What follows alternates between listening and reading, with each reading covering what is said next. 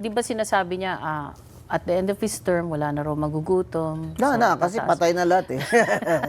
So, baligtad ang nangyayari. So, actually lahat, pinabantayan ko yung mga pronouncements ni Presidente. Lahat walang nangyayari. At makikita mo sa economic numbers. Oo. Kasi sa kanya, lip service. Para lang, maibsan nga yung sentiment ng mga tao. Ano ba talaga, BBM? Papatayin mo na ba talaga kami?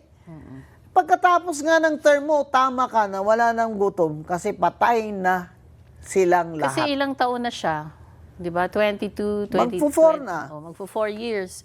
So, normally, kumbaga, lampas na sa kalahating term niya eh. Dapat by this time, positive na yung economic numbers. Kung talagang effective ang economic Kung ginawa program niya. diba? Kung tamang ginawa ni BBM. Kaso pababa pababa yung trend. So, Palagay mo, Ma'am Cora, may 2 years or less than 2 years si BBM, makakabuelo pa kaya?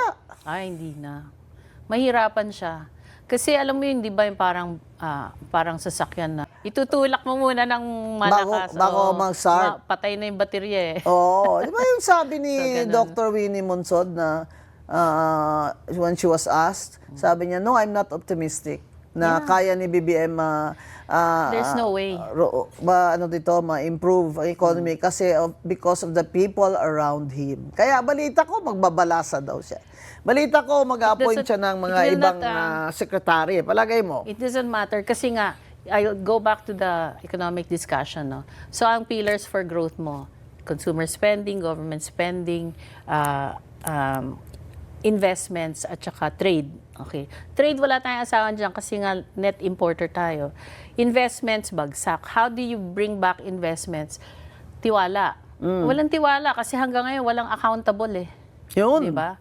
So, government spending, kailangan nila mag-curtail ngayon kasi nahuli na yung ghost projects eh, di ba? So, kaya bumaba na rin yung government spending. Pagbaba ng government spending sa construction, marami naman nawala ng trabaho. Yan. Gutom na naman. Kaya household spending mo, mahina rin. Kasi kung nawalan ng trabaho, tumataas ang unemployment. Tapos underemployment, tumaas din. Ganyan.